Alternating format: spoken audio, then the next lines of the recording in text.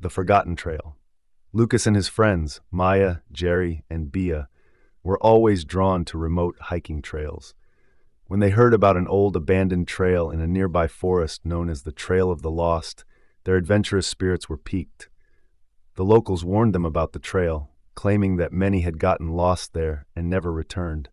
Some even whispered that the trail was cursed. "There's no way back," they said with a somber look.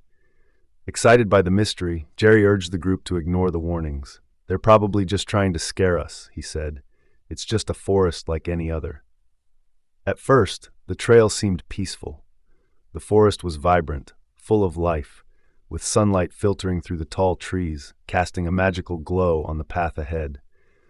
Lucas, ever the observant one, took in the ancient trees and the distant sounds of birds. Despite the beauty, he couldn't shake a growing sense of unease, a feeling that something wasn't quite right. As they ventured deeper, Maya noticed strange markings on a tree, symbols carved into the wood. "Probably left by old explorers marking their way," she suggested, trying to sound confident. But as they continued, the markings vanished, and the once clear path began to blend into the dense vegetation. After hours of walking, the atmosphere shifted. Bia started to feel claustrophobic as the vegetation seemed to close in around them. The once open trail now felt like it was forming walls of green, blocking their escape. "Are you sure we're going the right way?" she asked, looking at Lucas. Lucas hesitated, scanning the unfamiliar surroundings. He remembered the locals' warnings and felt the weight of something wrong, but he didn't want to alarm the group. "We're heading in the right direction," he said, trying to sound reassuring. As the sun began to set, the once vibrant forest grew silent. The chirping of birds faded, replaced by an eerie stillness. Lucas felt the oppressive weight of isolation. When they tried to retrace their steps, they realized they couldn't recognize the path. The trail had vanished behind them, and the forest seemed to have swallowed their way back. Panic began to creep in as they moved forward, but every direction seemed to lead them deeper into the maze of trees. The Trail of the Lost was living up to its name. With nightfall, their fear intensified. As darkness enveloped them, they started hearing distant whispers, faint laughter carried by the wind. Shadows moved at the edge of their vision, forming figures that seemed to watch them silently from the trees. "Did you hear that?" Maya whispered, her voice trembling. Lucas nodded, trying to keep his composure. "We need to keep moving. Staying in one place will only make things worse." But fear was beginning to consume them. Jerry, typically the skeptic, began muttering to himself, claiming to see figures between the trees. Baya, overwhelmed, broke into quiet sobs, wishing desperately to go home. The tension fractured their unity, and arguments erupted, fueled by the oppressive atmosphere. Suddenly, Maya gasped, pointing towards the darkness. "There! Someone's there!" she whispered in terror. Lucas turned to see a shadowy figure slowly approaching them. The figure was indistinct, but its presence was undeniable, growing clearer with every step. "This isn't real," Lucas muttered, trying to push down his panic. "The forest is making us see things." But the figure didn't vanish. It loomed closer, a manifestation of their collective fear, its presence heavy and suffocating. Then a low, guttural laugh echoed around them, surrounding them with a sense of dread. "Run!" Lucas shouted, his voice breaking the silence as they bolted deeper into the forest, blindly fleeing from the shadow pursuing them.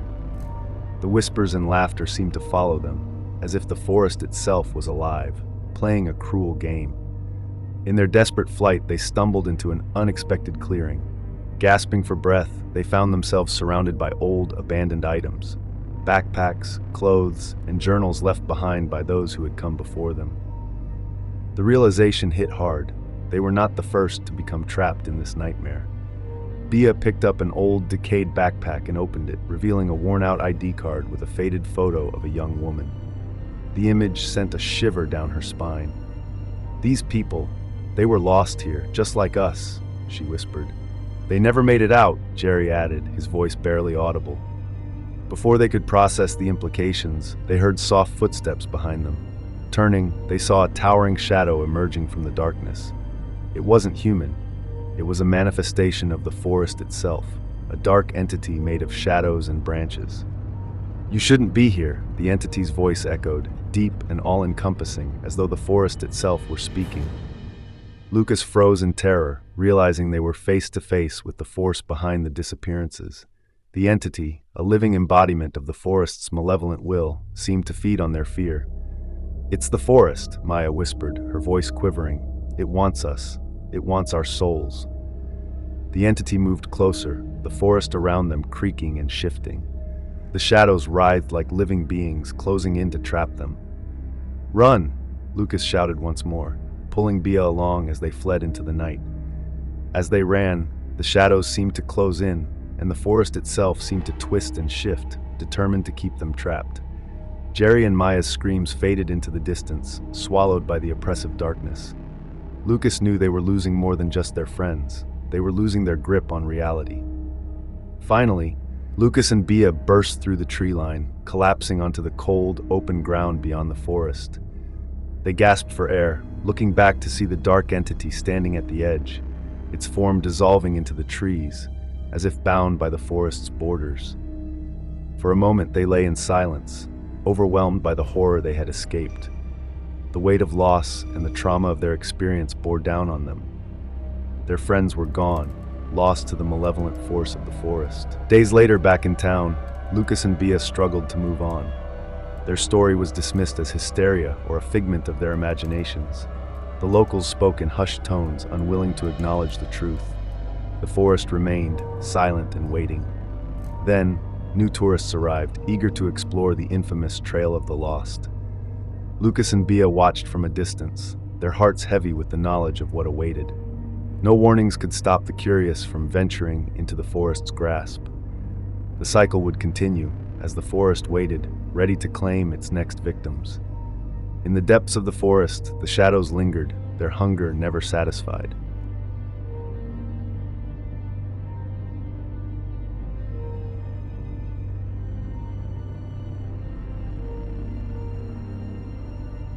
A shadow in Willow Creek. A thick fog seeped into the woods, cloaking the trees in a damp, white shroud.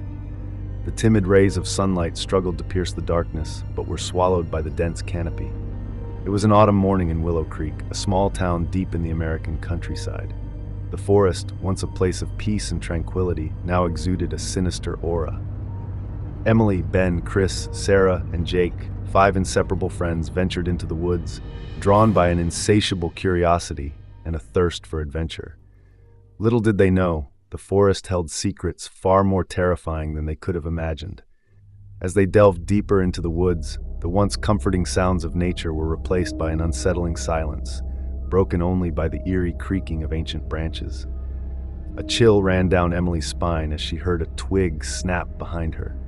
She spun around, her heart pounding in her chest, but there was nothing there. The deeper they ventured, the more unnerving the atmosphere became. Strange symbols carved into ancient trees, eerie whispers carried on the wind, and a growing sense of being watched filled them with dread. They stumbled upon a clearing, its center marked by a gnarled ancient oak with a face carved into its bark.